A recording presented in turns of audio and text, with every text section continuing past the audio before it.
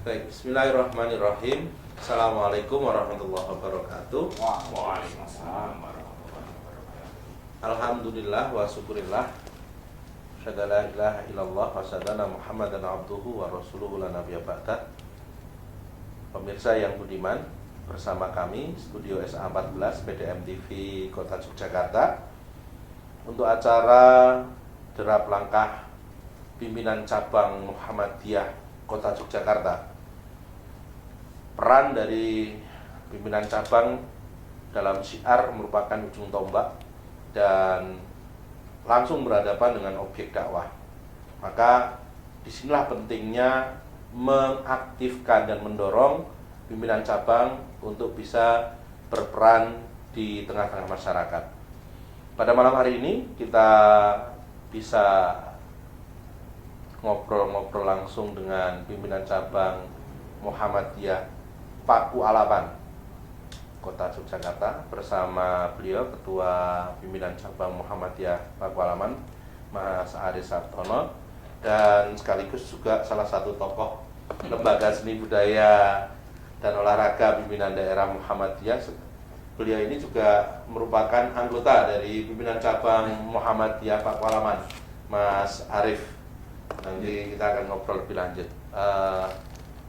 Pemirsa yang budiman, pada malam hari ini tentu kita akan mengupas dari hal-hal yang menurut saya lebih unik untuk menegaskan eksistensi dari pimpinan cabang tersebut. Mas Aris, pripun kabare? Alhamdulillah. Alhamdulillah. Nggih. Yang penting tetap istiqomah berjuang di persyarikatan nggih. Insyaallah. Iya.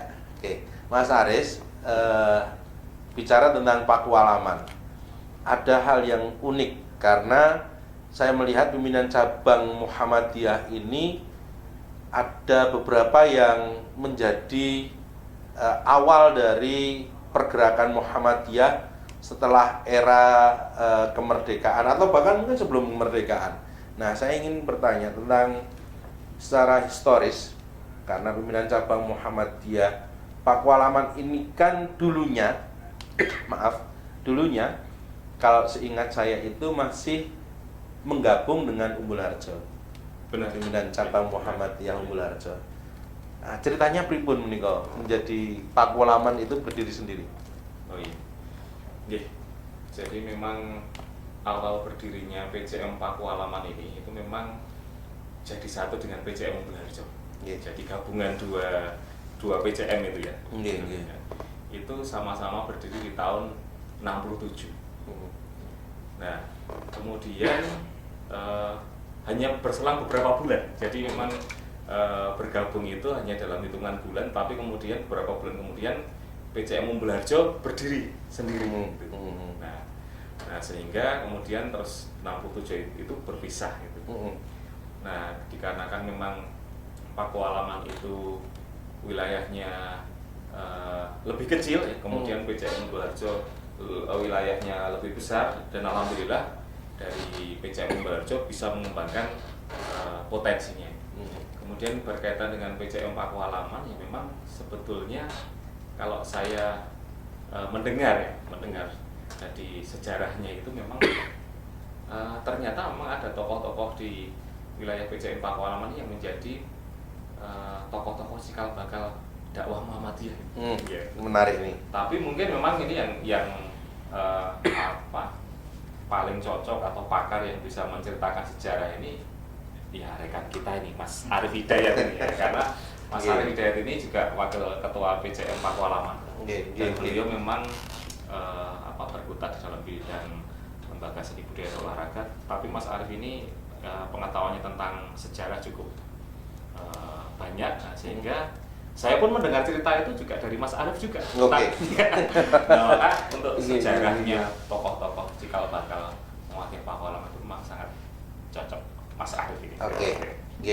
Jadi titik tolaknya di 1967 ketika pada waktu itu Umbul Harjo atau pimpinan cabang Muhammadiyah Umbul Harjo berdiri sendiri, dan pimpinan cabang Muhammadiyah Paku Alaman berdiri sendiri. Oke, saya tinggalkan Mas Aris, Mas Arif. Mas Arif, secara historis nih. Karena awal penggabungan itu kan pasti ada sisi-sisi yang tidak terungkap secara detail. Ya. Nah, monggo Mas Arif mungkin bisa lebih mengulik lebih dalam lagi. Oke, matur nuwun nggih. Untuk para pemirsa semua, ini memang untuk mendapatkan cerita atau story tentang PCM Pakualaman itu memang begitu jelimet. Iya, iya. Bahkan saya itu ditantang sama ketua PCM itu. Ayo digulai itu kan. Iya, bukti-bukti sejarahnya. Bukti sejarahnya Iya, kita iya. gulai supaya paling tidak memunculkan giroh kembali. Itu kan harapannya Iya. begitu nggih. Iya, iya. Nggih, beberapa waktu yang lalu memang sudah kami coba untuk ngulik gitu. Nggih. Jadi ada banyak atau mungkin histori yang tidak pernah terungkap ketika perjalanan Muhammadiyah itu berkembang. Ya, saya sebutkan satu, di Pakualaman itu khususnya tinggalnya di Kauman. Nah, kalau kita berbicara Kauman Pakualaman. Ketika kita berbicara Kauman, pasti ada hubungannya dengan Kauman Kulon gitu kan. Ya. Itu kan pasti seperti itu nih. Jadi karena kalau secara trah menurut saya ya dari Pakualaman kemudian Kauman Kulon itu trahnya itu sebetulnya nyambung itu. Nyambung jadi satu. Nanti menurut saya itu kan banyak trah seranggaan. Seranggaan Kulon Progo. Nggih. Nah, dari situ maka apa ya namanya? Histori itu bisa kita cari, bisa kita telusuri. Bahkan ketika dulu perjuangan dari Kiai Haji Ahmad Dahlan itu mengembangkan Muhammadiyah di Kauman Kulon itu sampai menurut saya padu ya atau mungkin agak berdebat agak serius gitu. Tensinya tinggi nih, naik. Para apa baik itu kiai ataupun mungkin jamaahnya. Bukan jamaah, tapi karena ini penggede nih. Oh. Penggede agama di keraton. Tokoh agama setempat. Nah, kebetulan yang menengahi debat itu kan nanti di Kiai Sirot. Kiai Kiai Sirot Sirot itu adalah salah satu penghulu di Keraton Pakualaman. Dan menurut saya ini Kiai Sirot ini pada saat itu senior. Sehingga akhirnya tertengahi itu debat itu. Nah, akhirnya Muhammadiyah bisa bergerak dan berdiri. Begitu. Nanti itu salah satunya terkutip di film Sang Pencerah itu kalau nggak salah. Oke, kasus apa dirubuhkannya langgar itu. Nanti silakan ditonton, nanti nonton filmnya saja. Oke. Tapi kan saya hanya menyinggung sedikit tentang story itu. Jadi ada peran besar dari wilayah Pakualaman. Ya, memang pada saat itu belum ada entah itu cabang, ranting kan belum ada. Nah, tapi tokoh-tokohnya sudah mulai dimunculkan. Nah, itu berkembang lagi setelah sekian waktu di era tahun 65, 66 di mana pergerakan PKI begitu masif. Partai Komunis modern ya. Oke. Setelah kasus Jawa Timur Setelah ya. kasus Jawa Timur Oke. begitu masif sehingga bahkan di beberapa wilayah itu sudah sudah dikuasai atau mungkin menjadi bentengnya PKI tersebut. Nah, kebetulan di wilayah Kauman itu ada beberapa pemuda, kemudian senior kalau sekarang beliau sudah banyak yang sudah wafat. Nah, itu bergabung gitu kan.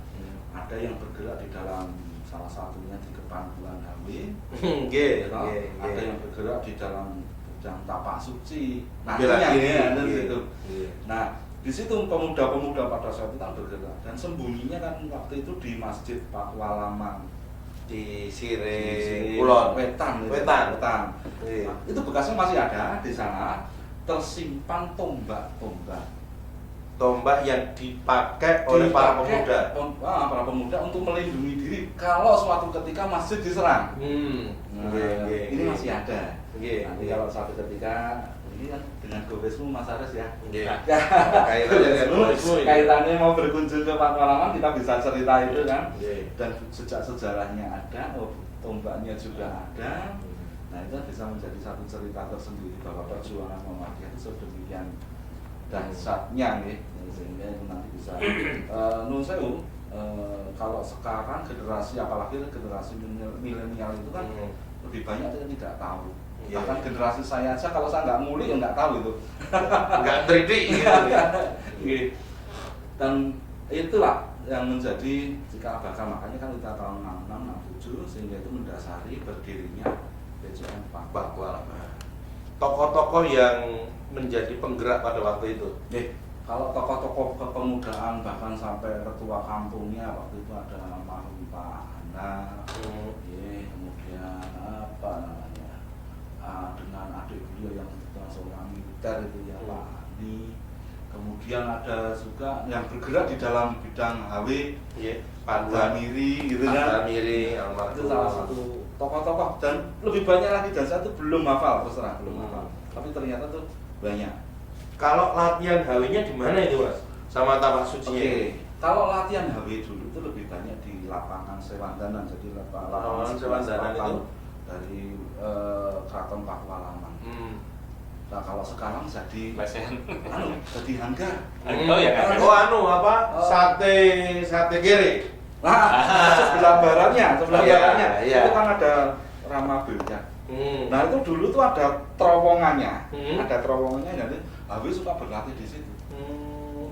Terowongan itu bunker atau ya, semacam bunker. Nek konon katanya tembus sampai di dalam Pura Pakualaman.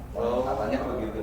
Saya juga belum pernah menelusuri. Tapi kemarin kita coba waktu hanggar itu perbaiki dan ternyata bekasnya masih ada. Enggak rusak nggih. Enggak rusak. Nggih, karena ini bukti sejarah. Nah, kemudian yang tapak suci, nah, ini ada latihannya di pelataran Masjid Pakualaman. Yang sebelah kulon. Sebelah kulon. Dulu tapi itu. Tokoh-tokohnya masih wonten nika Mas. Nah, ini tokoh-tokohnya sudah habis ini. Baik, kita bergeser ke Mas Aris. Mas Aris, kemudian peran pimpinan cabang Muhammadiyah Pakualaman pada saat sekarang ini, melihat founding father kita bergeraknya sedemikian rupa. Beliau bisa menjadi diplomat lah, bahasanya kerennya begitu, juga bisa menjadi tentara atau pasukan keamanan.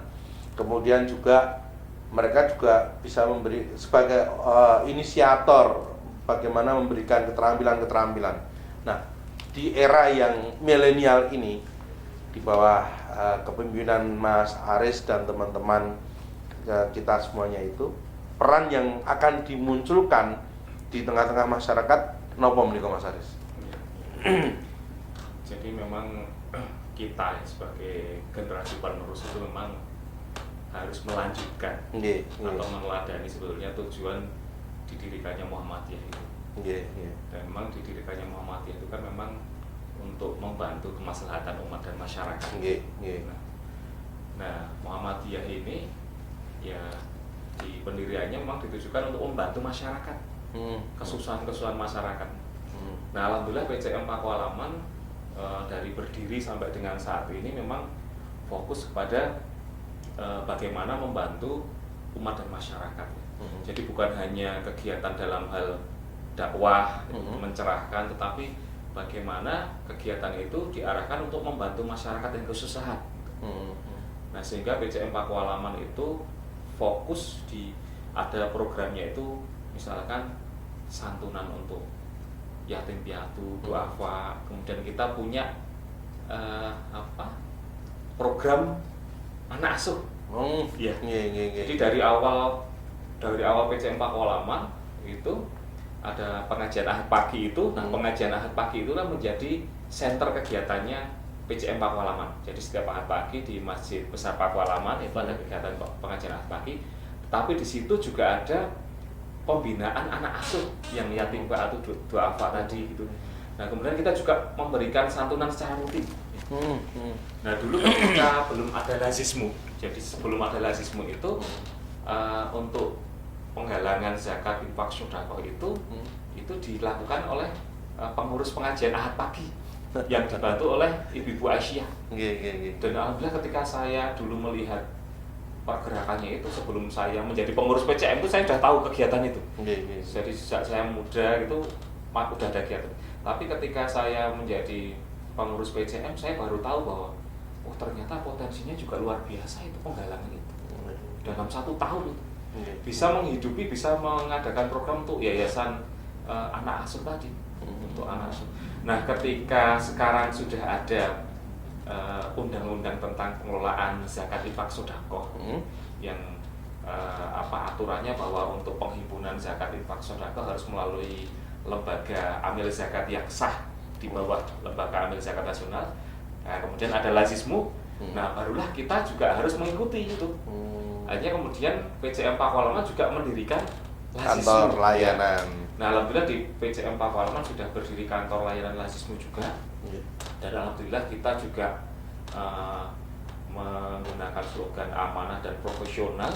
Dan alhamdulillah kita sudah ikut audit, Mas Ari. Wah, istimewa. Sudah ikut audit dan alhamdulillah hasil audit tahun 2021 kita masuk WTP. WTP wajar itu tanpa pengecualian. Oh. Ya. Dan lazismu inilah yang meneruskan penggalangan zakat infak sedekah yang salah satunya memang diperuntukkan untuk mengurusi untuk anak asuh, yatim piatu, duafa itu ya di pengajian ahad pagi. Oke, siarnya ke sana Iya, nggih. siarnya ke situ. Siar sosial, siar keagamaannya ke sana. Nah, tentu ini ada pengaruh dari masa lalu kan begitu. Mas Arief, karena tadi kan kita bicara 67 nggih. Saat-saat genting-gentingnya Partai Komunis Indonesia. Nah, pada saat itu peran yang dimainkan menurut cerita sejarahnya bagaimana Mas Arief? Peran dari pimpinan Muhammadiyah lah di tingkat kecamatan, belum cabang kan waktu itu belum tercetus cabang gitu Iya. Ya, Jadi begini, ketika itu di PCM Pakualaman itu lebih banyak bergerak di bidang sosial. Maka pada saat itu juga sudah berdiri di PCM Pakualaman itu adalah PKU. Tempatnya di mana Bro? Tempatnya di Jalan Beji, nomornya berapa ya? Dulu dekat Radio Bima kalau dulu. Timur Masjid Tani dan Nah, Manoto. pertigaan pertigaan kita ini sebelah barat kita ini Permata ke utara, kemudian Oke. ketemu perempatan pertama Oke. kiri, kira-kira 200 meter lah kira-kira. Itu nanti di selatan jalan. Dulu masih tertulis ya. Kalau seingat saya di beberapa waktu yang lalu itu masih tertulis itu. Dulu terkenalnya PKU Beji. Oh, nggih. Nah, historinya kan di situ. Nah, ini kan kemudian gerakan PCM Pakualaman di dalam bidang kesejahteraan umat ya, di situ. Atau mungkin juga kesehatan umat tercover. Bahkan seingat saya waktu saya masih kecil kan saya dulu sering derek ke Simbah. Simbah kebetulan dulu kan kalau pengajian Asia itu selalu ikut. Nah, sehingga selalu ayo kita ke PKU. Pengertian PKU itu bukan PKU yang ada di rumah sakit. Tapi ternyata ada pengajian di situ. Nah, Kita kita datang ke situ dan ternyata ada pelayanan, misalnya entah pengobatan gratis dan sebagainya itu. Tapi pada saat itu saya masih kecil. Nah, alhamdulillah kalau sekarang kegiatan-kegiatan itu sudah tersentra di rumah dakwah atau gedung dakwah. Sudah tersentra. Alhamdulillah sudah punya gitu. Istimewa. Sudah punya. Iya. Ini perjuangan berat ini. Iya. Takeh. Ora tanggung-tanggung saan weh kan. Iya, tabungan akhirat nanti. Insyaallah. Amin. Dan alhamdulillah walaupun PCM kita itu wilayahnya kecil tapi kemauan berdermanya itu sedemikian tinggi. Ini yang kita syukuri. Nah, saya juga berharap nanti justru kader-kader kita juga muncul di situ. Kader-kader yang menggeliat lah, kita bisa mencontoh kader-kader yang dulu begitu patriotik gitu memperjuangkan Muhammadiyah. Kemudian gerakan-gerakannya itu juga sedemikian dahsyat untuk mensejahterakan umatnya itu kan. Saya punggal Mas Arief nyun sewu. Tadi kan ada Pak Hana dan ada adiknya nih Pak Hanim Niko. Kemudian ada Kiai Sirot. Ada tokoh lain lagi nggak di situ? Ya itu ada tokoh HW itu dulu kalau nggak salah itu pemegang benderan itu Pak Damir almarhum. Selain itu masih ada lagi? Kalau yang lain ketokohannya tidak begitu ini artinya tidak begitu terlihat karena misalnya karakter di wilayah kami itu sering tidak mengunggulkan jeneng. Nggih. Nah, Nggih. banyak sekali tokohnya, tapi sering tidak mengunggulkan jeneng. Contoh salah satu tokoh kita ya menjadi panutan kita juga nih. Entah itu kader Muhammadiyah atau tidak, tapi ada Faridan yang ngotot. Nah, Beliau perannya sebagai nah ini dulu waktu menggempur kan ya Kota Baru. Peristiwa Perang Kota Baru Perang nggih. Kota Baru. Nggih. Faridan yang ngotot. Dan saudara-saudara beliau, turunan beliau ya dari itu banyak tokoh Muhammadiyahnya sampai sekarang. Nah, gitu. Jadi maksud saya melihat itu berkaitan dengan kaderisasinya. Betul. Nah, dari beliau Allah yarham Pak Hana, Pak Hani, Kiai Siron, kemudian tokoh HW, kemudian Pak Tamiri dan sebagainya menika, apakah kaderisasinya juga berjalan pada keluarga-keluarga beliau, sanak famili beliau gitu. Kalau secara pengkaderan di keluarga banyak tokoh-tokoh itu yang menyekolahkan anaknya itu di SMP Muhammadiyah 1 Purwokerto. Kalau SD-nya banyak di sekolah di SD Islamiyah. Nah, jadi secara ketokohan ke Muhammadiyah jelas di situ. Toh sekolahnya biasanya kalau tidak di MUI ya di MUHA. Nggih. Kan begitu. Nah, itu banyak. Bahkan sampai sekarang lulusan-lulusan itu masih sulit. Munculnya sebelum ke Mas Aris nanti, munculnya PKO Beji ini kalau Mas Aris. Ini bermula dari apa ini? Apa ujuk-ujuk ada kepedulian, ada semangat filantropi dari seorang tokoh gitu, kemudian membangun gedung PKO Beji ini kok? Atau mungkin karena kesadaran bersama? Jadi ini itu merupakan kesadaran bersama pada saat itu. Salah satu gerakan yang memungkinkan dikerjakan pada saat itu. Kalau tadi sudah diceritakan sama Mas Aris, gerakan sekarang ada lebih banyak di santunan, baik itu yatim piatu maupun duafa. Kalau dulu mungkin kemampuannya belum ke situ, tapi kan pada saat itu ternyata banyak yang sewu tokoh-tokoh, entah itu ternyata bidan atau dokter, pada saat itu punya kesadaran bagaimana dia bisa mendedikasikan, menyumbangkan pemikiran bahkan tenaga beliau untuk membantu masyarakat di sekitar. Maka pada saat itu didirikanlah PKU. Tuh, Gedungnya kan nilai ini.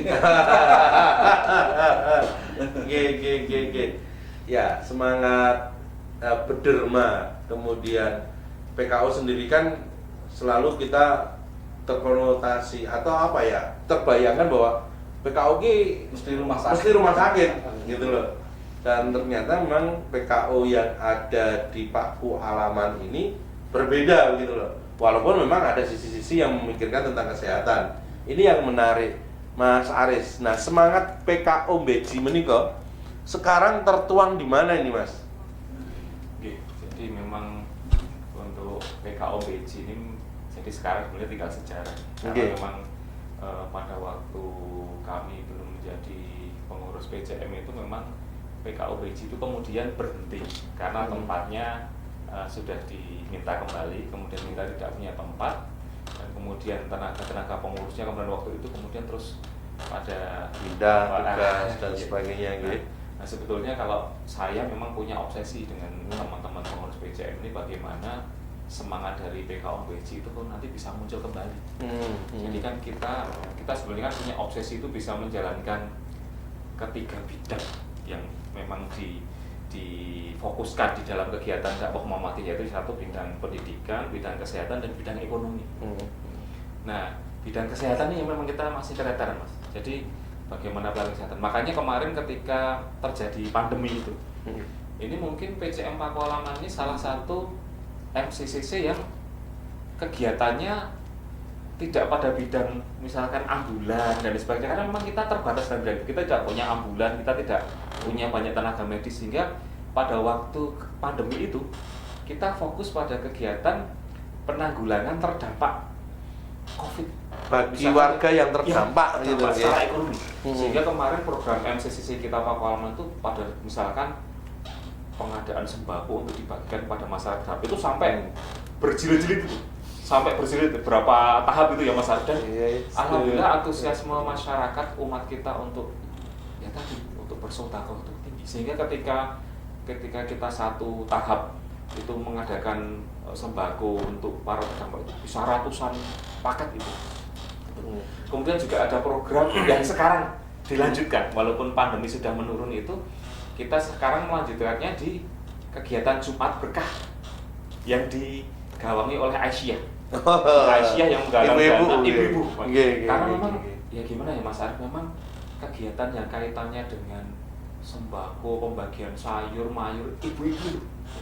Jadi Jumat Berkah itu saya melihat luar biasa karena sampai detik ini masih berjalan. Jadi cabang Aisyah maupun ranting-ranting Aisyah itu mengadakan Jumat Berkah itu. Dan alhamdulillah kita bapak-bapak PCM itu berpartisipasinya di dalam bidang ya tadi ikut berpartisipasi dalam menyumbang. Dan saya juga setiap ada Jumat Berkah saya sudah bilang jangan lupa Bu, saya dikabari ketika nanti program Jumat Berkah itu diadakan. Karena apa? Ya saya nanti bisanya dengan teman nyumbangnya apa dari sisi biaya gitu. Nah itu sekarang masih berjalan. Kalau dulu yang saya lihat berjalan itu ya itu sayur mayur dicandelkan di depan gedung dakwah itu nanti diambil siapa yang butuh mengambil itu. Nah karena begitu artinya masyarakat tidak ada rasa kemudian kok nggak enak karena bebas mengambil itu. Nah itulah makanya dari PCM Pakualaman itu opsi kita bagaimana nanti kita memunculkan kembali semangat yang dulu pernah ada tentang PKO di Pakualaman itu. Karena sebetulnya dari sisi sumber daya sebetulnya ada tokoh-tokoh yang bisa. Salah satunya karena kita di Pakualaman kita punya dokter yang menjadi dokter teladan tingkat provinsi ya. Dokter Tri Kusumo. Jadi saya salut dengan Dokter Tri Kusumo arti bahwa kita punya tokoh itu, tapi gini Mas Arif, artinya tokoh itu tidak malu untuk menjadi pionir di tingkat ranting. Dokter Tri itu ketua PRN Kauman Pakualaman.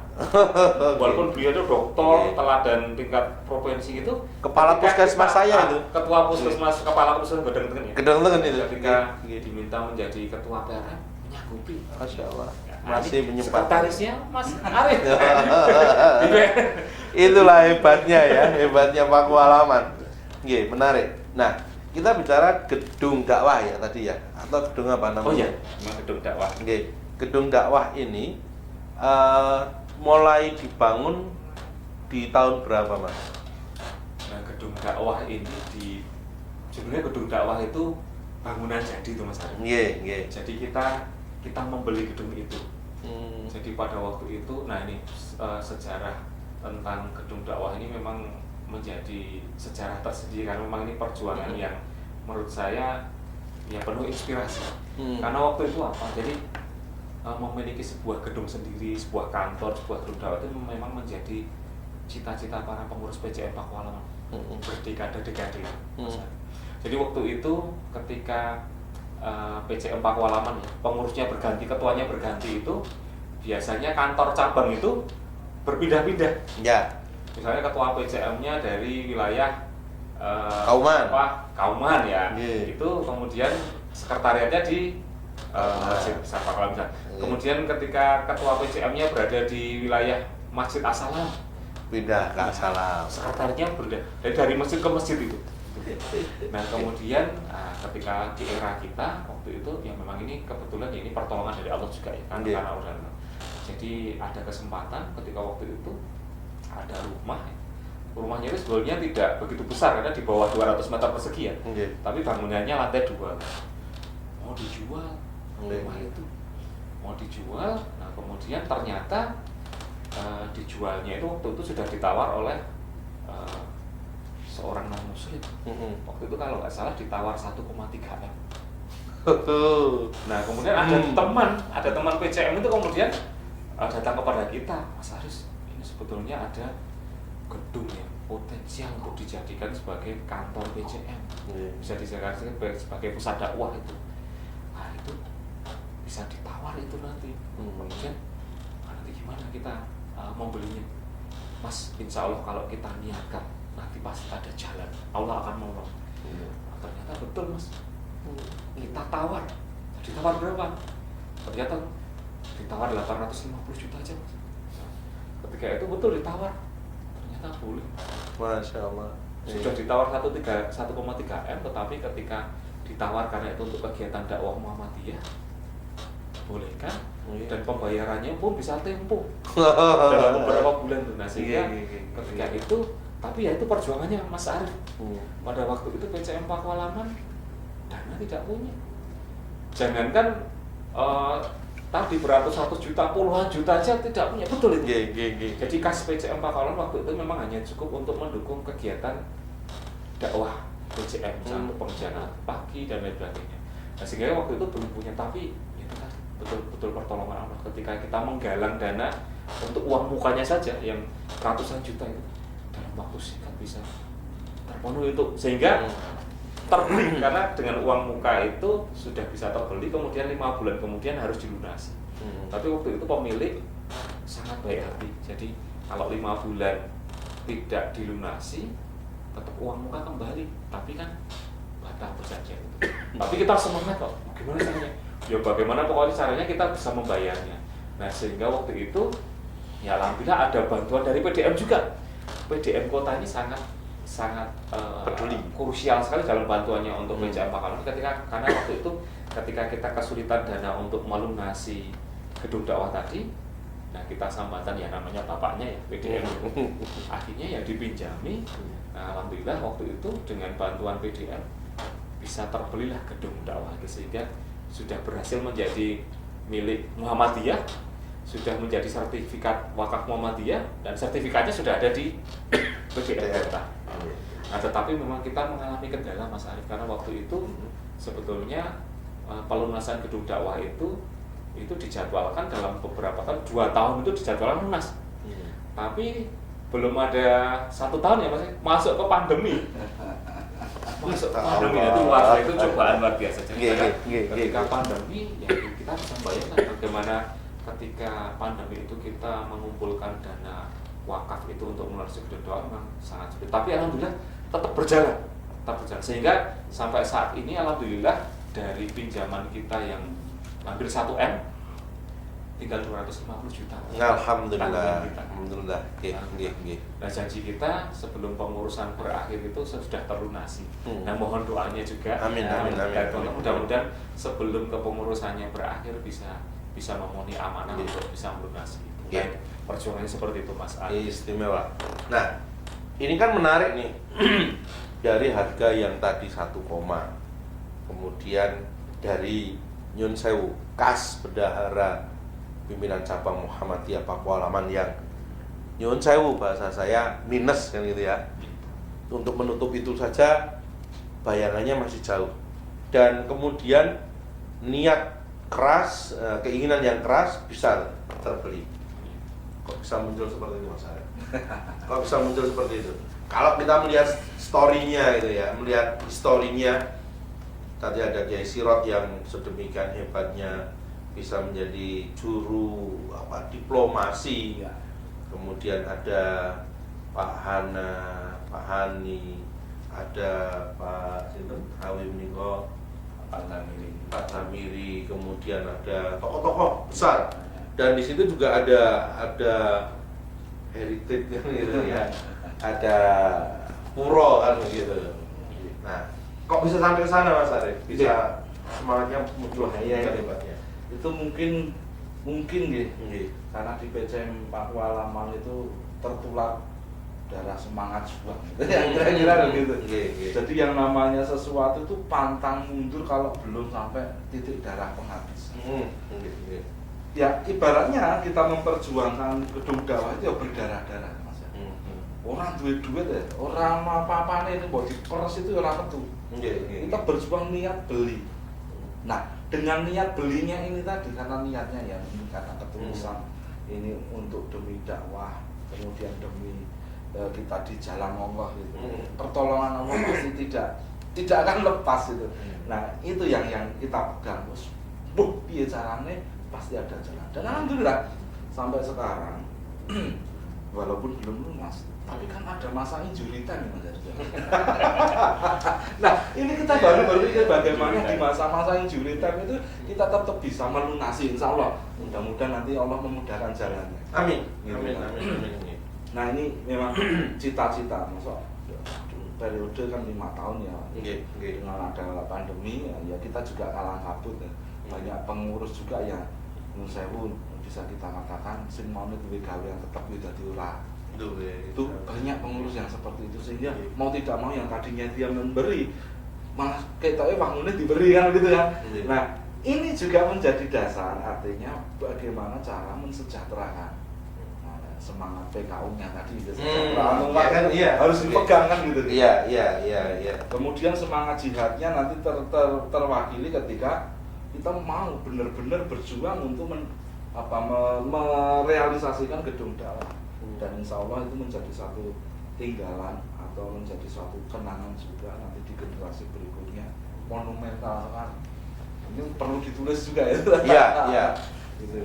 Kelemahan kita itu kadang tidak mau mencatat ya apa yang sudah kita lakukan, kemudian termasuk pelacakan tokoh-tokoh gitu yang perlu kita kulik juga.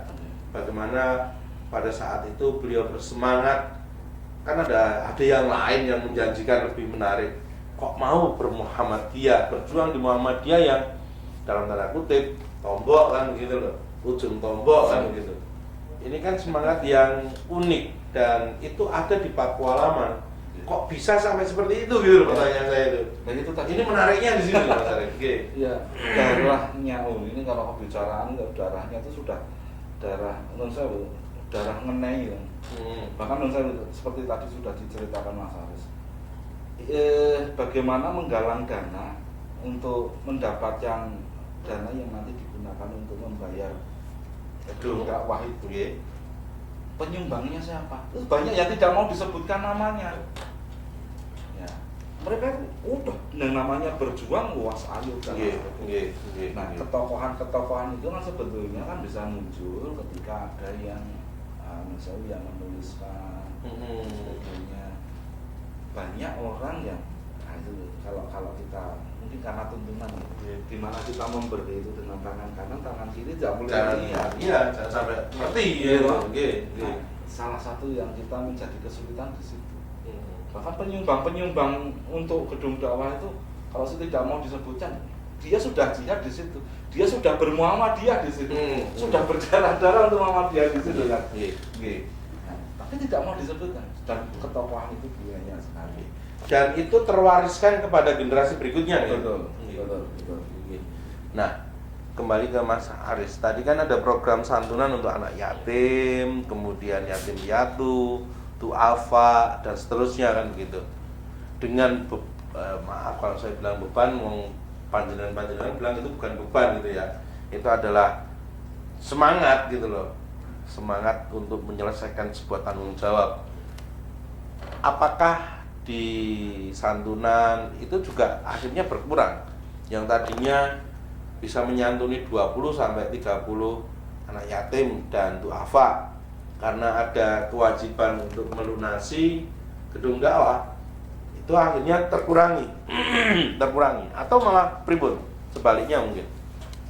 Alhamdulillah ya, alhamdulillah bisa balance gitu. Artinya karena memang program anak asuh itu kan lebih dulu daripada gedung dakwah itu. Ya cuma gedung dakwah itu ya programnya kan wakaf. Nah, kemudian kalau anak asuhnya programnya kan zakat infak sedekah. Ya sebelum lanjut itu saya mau menyebutkan satu tokoh yang mungkin lupa kita sebutkan, yang tokoh itu kemudian melahirkan generasi yang militan. Itu ada almarhum Haji Baron Anwar. Almarhum Haji Baron Anwar itu tokoh yang ya sangat legendaris di Muhammadiyah Pakualaman. Beliau ini siapa? Beliau ini bapaknya Mas Budi Setianto, PTN Kota. Nah, sehingga ya ini Pak Baron Anwar ini ya melahirkan generasi-generasi yang Muhammadiyahnya sudah tidak diragukan lagi. Ya, kental. Seperti Mas Budi Setianto, Pak Jati, kemudian Mbak Yuniarti Nurrohma ya, istrinya Mas Edi Sirait. Jadi Mas Edi Sirait itu sekarang menjadi kepala Lazismu Pakualaman. Nah, itu menantunya Pak Baron Anwar. Pak Baron. Nah, Pak Baron Anwar saya ingat betul memang dulu memang menjadi tokoh sentral di Muhammadiyah pada saat zamannya itu. Zamannya. Pada zamannya. Nah, sehingga nanti ya ini perlu kita sebutkan dalam profil karena memang saya betul tadi Mas Arief menyampaikan ditantang karena memang kita belum punya tentang selayang pandang atau mungkin sejarahnya PJM Pakualaman secara detail detail ya, sehingga nanti bisa diwujudkan itu. Jadi kalau saya melihat bahwa keberadaan dari pimpinan cabang Muhammadiyah Pakualaman ini lebih bergerak pada syiar dakwah dan lebih dikhususkan lagi tadi semangat PKO-nya gitu nggih. Ada santunan-santunan, kemudian ada kajian-kajian dan tentunya juga bagaimana menumbuhkan semangat peduli terhadap sesama dalam kondisi apapun. Karena saya melihat satu melunasi gedung dakwah, yang satu santunan untuk anak yatim dan duafa, dan tetap tersenggaranya pengajian. 3 pilar ini berjalan. Ini dahsyat banget ini Mas. Dan pripun sebetulnya kok bisa sampai seperti ini? Apakah karena kepengurusannya yang profesional, proporsional, akuntabel dan sebagainya, atau memang pengurus juga berjuang gitu loh? Mau nggak Mas Aris? Iya, jadi kalau kita boleh mengakui sebenarnya kita memang belum berjalan secara keseluruhan Mas. Artinya dari bidang-bidang tadi 3 pilar tadi misalnya memang kita keteteran. Nah, salah satu kita yang masih keteteran itu di dalam pilar ekonomi. Pilar ekonomi. Kemarin kita memang sebelum pandemi itu ya kita sudah berobsesi membangun pilar ekonomi dengan mendirikan sebuah koperasi. Ya. Koperasi. Ya. Koperasi itu sudah berdiri Mas Arief. Waktu itu saya juga rebukan dengan Mas Arief tentang nama juga ya. Namanya itu Koperasi Surya Alam. Surya Alam. Surya Alam. Ya. Surya itu artinya matahari. Ya, itu sebagai simbol dakwah Muhammadiyah. Nah, alam ini diambil dari kata-kata tengahnya di Pakualaman. Ya, jadi Surya Alam berarti itu Muhammadiyahnya Pakualaman gitu. Nah, waktu itu memang terjadi masih ada perselisihan tentang kegiatan dari koperasi itu. Waktu itu ada yang mengusulkan tentang menjadi koperasi simpan pinjam gitu, atau menjadi koperasi serba usaha gitu. Nah, waktu itu kita sepakati bahwa kalau menjadi koperasi simpan pinjam itu memang resikonya besar ketika terjadi kredit macet. Kemudian di situ unsur gorornya itu ada juga. Karena apa? Karena biasanya kalau yang simpan pinjam itu biasanya termanfaatkannya bukan untuk usaha produktif, tapi untuk konsumtif. Iya. Nah, itu yang terjadi. Sehingga nanti kalau terjadi kredit macet, nah kita sepakati waktu itu menjadi koperasi serba usaha. Kita sudah menggalang dana, udah ada iuran masjidnya ya Mas Arief. Nah, tapi kembali lagi karena waktu itu kemudian terkendala, ya ada pandemi itu, ada pandemi. Dan bahkan sekarang itu dana terkumpulnya untuk simpanan pokoknya itu masih tersimpan di pengurus gitu. Nah, tapi alhamdulillah itu masih menjadi amanah kita ingin obsesi bahwa koperasi Surya Alam ini kedepannya bisa berjalan. Dan kemarin Mas Arief mengusulkan bagus itu kita harus punya minimarket itu menjadi obsesi kita. Ya. Nah, kemudian BTM itu juga kemarin kita sudah di oyak-oyak oleh Majelis Ekonomi, dan kita sudah mengadakan pertemuan untuk menindaklanjuti BTM ini. Tapi memang untuk BTM ini SDM-nya kita belum siap, terutama tentang modal dan tempat itu. Nah, apalagi kita baru konsentrasi di gedung dakwah. Tapi BTM memang sangat potensial untuk mendukung kegiatan dakwah. Nah, sehingga itu pun nanti masih akan menjadi tujuan kita. Jadi ada bidang ekonomi bisa jadi minimarket, kemudian BTM. Nah, sekarang yang sudah berjalan itu kita hanya sifatnya berdakwah ekonomi itu secara tadi, kalau berbelanja mari kita ke kader-kader Muhammadiyah Aisyah dulu. Sehingga kader-kader Muhammadiyah Aisyah itu ketika kita belanja di situ, mereka alhamdulillah zakat sedekahnya ke Lazismu Pakualaman. Iya. Simbiosis ya. Iya. Jadi kita, nah itu ada Bu Eka yang menghandle itu. Jadi kemarin ada Bu Eka itu usahanya kan macam-macam itu. Nah, kemudian itu terjadilah bahwa ekonomi itu berputar dari kita untuk kita dan dari umat untuk umat. umat. Hmm. Dan alhamdulillah berjalan itu. Berjalan. Terima kasih Mas. Oke. Nah, tadi kalau ini agak saya tarik lagi ke story lagi, ke history lagi. Karena Kang Suryo. Saya teringat ini. Mohon maaf, mungkin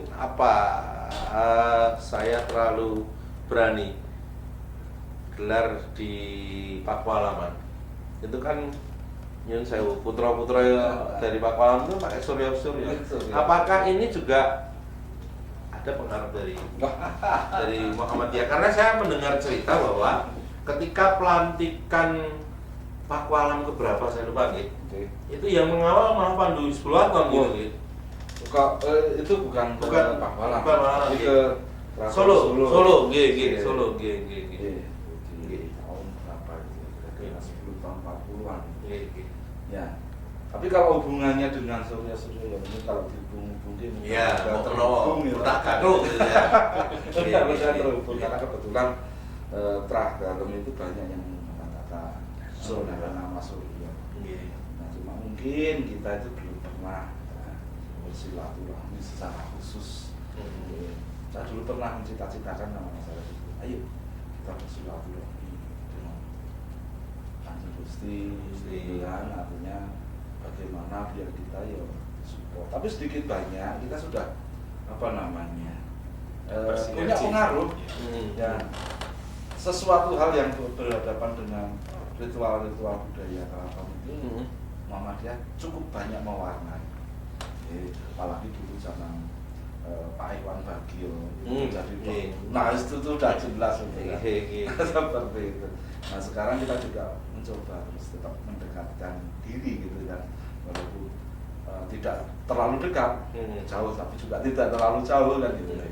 Tapi kita cukup berusaha untuk mewarnai sehingga Keraton Pakualaman itu tidak terlalu jauh dengan Muhammadiyah. Ya. Dan langkah dan geraknya itu pasti bahwa bagaimana menumbuhkan rasa sosial dan tetap menjaga norma-norma agama gitu. Mas Aris, selain tadi usaha ada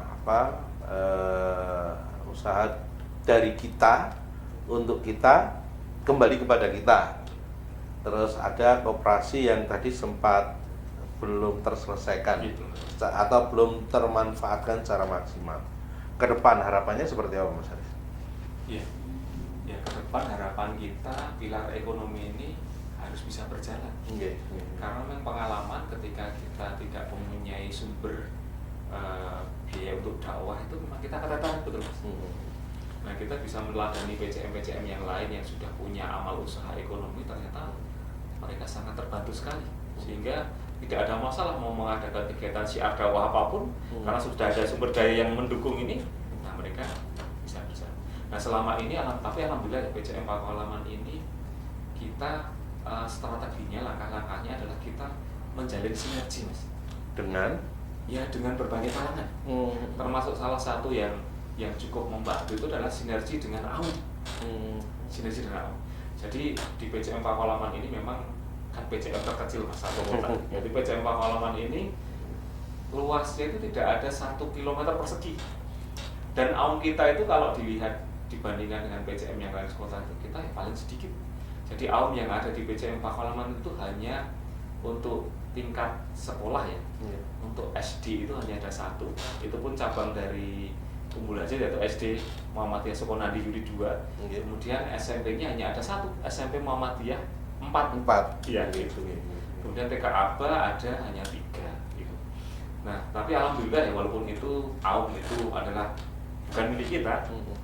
Artinya untuk SMP Muhammadiyah 4 di bawah pengelolaan BDM Kota, kemudian SD Muhammadiyah Sukonadi masih dalam pengelolaan PCM Belajar, tapi kita ya udah bisa bersinergi. Artinya mereka juga tetap membantu. Nah, sehingga sinergi ini yang kita jalankan. Alhamdulillah kita sudah punya program sinergi. Kita rapat rutin Mas dengan AUM itu. Rapat rutin untuk membicarakan masalah pengembangan dakwah Muhammadiyah itu. Jadi kendalanya apa? Nah, rapat ini sehari bergiliran. Nanti misalnya pertama kemarin di SMP Muhammadiyah 4, kemudian pindah di SD Muhammadiyah Sukonadi 2, kemudian TK-TK apapun mendapat giliran untuk ketempatan untuk kita berembuk itu. Nah, sehingga termasuk gedung dakwah tadi. Gedung dakwah tadi awal-awalnya itu kenapa bisa kemudian tertutup sedemikian besar itu salah satunya dengan menyelenggarakan pengajian-pengajian akbar untuk penggalang dana. Nah, pengajian akbar ini tempatnya di mana? Nah, salah satunya ya tempatnya yang cukup luas di Aum, termasuk pada waktu itu di SD Muhammad Sukonadi kita mengundang para jamaah. Saya ingat betul waktu itu pada waktu pengajian pertama penggalangan dana untuk gedung dakwah Muhammadiyah Aisyah Pakualaman itu cukup banyak terkumpul, Mas. Saya juga kaget karena waktu itu kalau nggak salah terkumpul 155 juta ya, Mas. 155 juta dalam sehari itu. Dalam hari itu hanya dari jamaah biasa. Hanya di situ yang hadir itu kita bisa lihat bukan orang-orang kaya, iya, orang ya, tapi dari situ ada yang menyumbang 3 juta, ada yang 1 juta, ada yang ratusan ribu. Tapi ketika dikumpulkan 155 juta bisa untuk ngangsur itu. Iya. Saya sangat terharu sekali. Tapi waktu itu ketika setelah pengajian akbar pertama itu mau dilanjutkan pengajian akbar kedua, pandemi, Mas. Nggak bisa pengajian akbar lagi. Nah, ini belum bisa karena pandemi kita masih kita belum. Nah, nanti kalau pandemi ini sudah mereda, kemudian kita boleh mengadakan pengajian akbar. Kalau nanti dapat izin dari MCCC pun kita kembali akan mengadakan pengajian. Insya Allah. Mas Arif, monggo closing. Nggih. Turun. Jadi begini, kadang kita perlu untuk meneladani ini. Jadi dari generasi yang sebelum kita sudah sepuh atau beliau sudah mendahului kita, ternyata giroh untuk bermuhammadiyah itu sedemikian besar. Yang pertama. Kemudian yang kedua tadi sudah disinggung oleh Mas Aris, bagaimana menggerakkan roda ekonomi.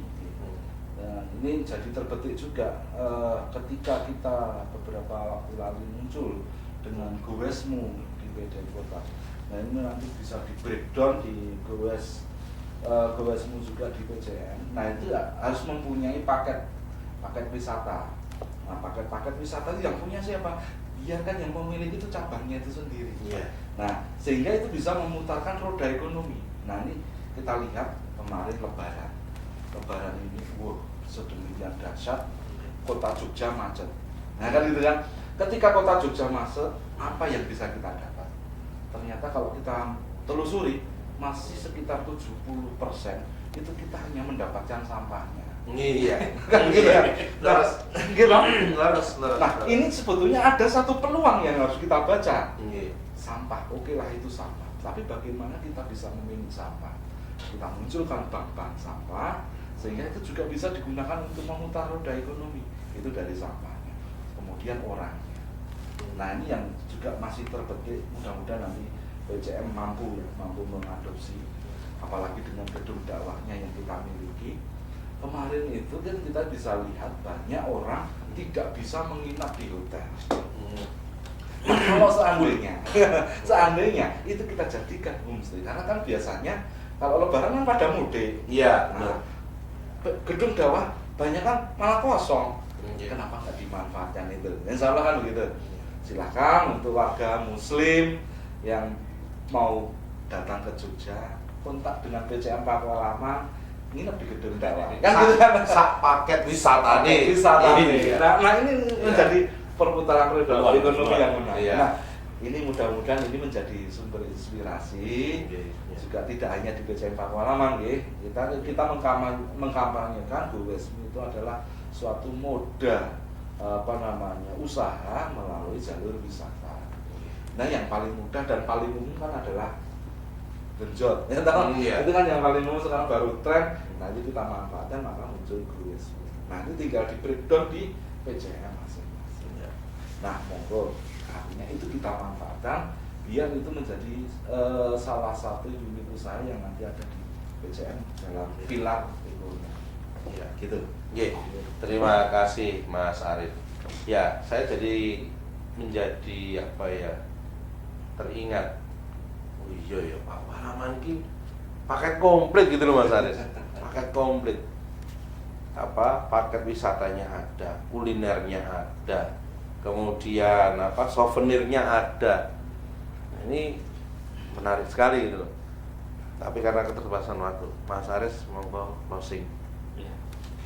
Jadi atas Mas Arif, jadi saya ingin menyampaikan bahwa memang yang perlu kita pikirkan sekarang itu adalah tentang kaderisasi. Kaderisasi. Jadi kaderisasi ini memang menjadi kendala tersendiri ketika kita tidak bisa melakukan kaderisasi dengan baik.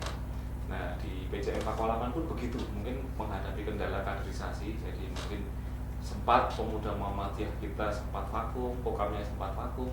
Tapi alhamdulillah sekarang pokamnya sudah ada, pemuda Muhammadiyah sudah ada.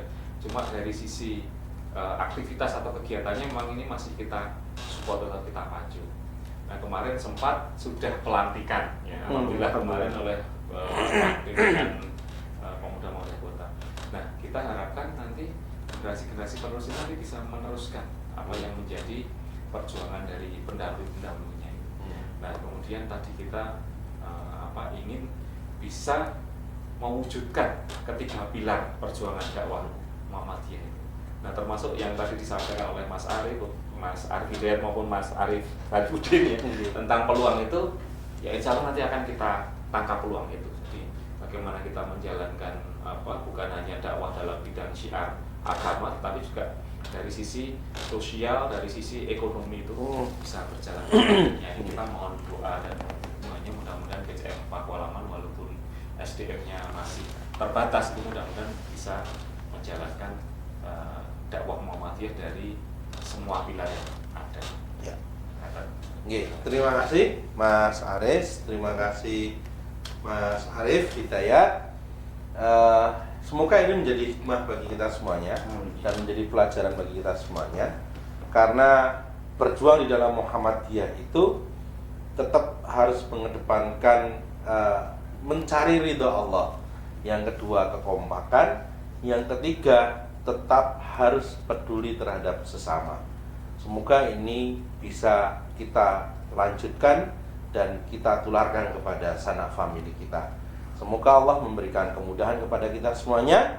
Saya yang membawakan acara banyak khilaf, mohon maaf. Sukses untuk kita semuanya, dan kita ketemu di episode yang akan datang. Terima kasih. Astagfirullah khairat. Assalamualaikum warahmatullahi wabarakatuh. Waalaikumsalam warahmatullahi wabarakatuh.